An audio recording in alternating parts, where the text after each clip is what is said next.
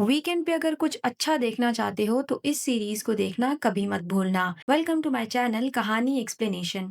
आज की इस वीडियो में हम जिस सीरीज की बात करने वाले हैं उसका नाम है डेली क्राइम्स सीजन 3। अगर तुमने इसके पहले 2 पार्ट्स नहीं देखे तो कोई बात नहीं, क्योंकि सीजन 3 स्टार्ट से एक नई कहानी लाया है। सीरीज की स्टार्ट होती है दिल्ली के एक बहुत बड़े हॉस्पिटल एम्स से, जहाँ पर एक लड़की एक छोटी सी 2 साल की बच्ची को रखकर भाग जाती है। 2 साल की बच्ची जिसका सर पूरी तरह से कुचला हुआ, उसके मुंह पर जलने के निशान, दोनों हाथ पांव की हड्डियां टूटी हुई।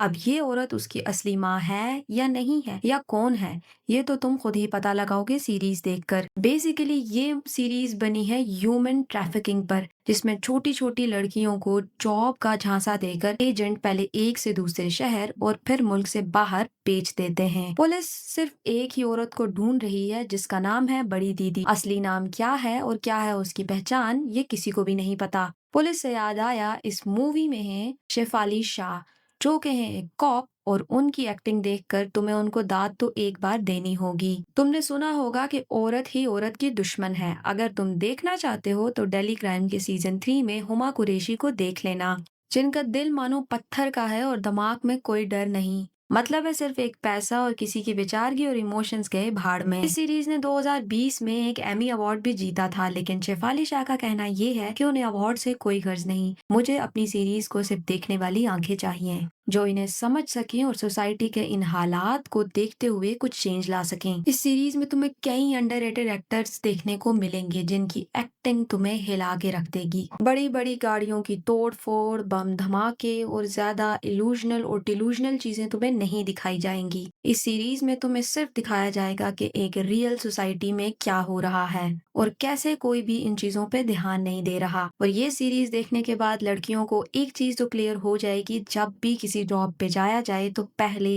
एजेंट से अकेले कभी मत मिलने जाना। अपने साथ या तो किसी को लेकर जाना या फिर उस जॉब को छोड़कर अपनी जान बचाना।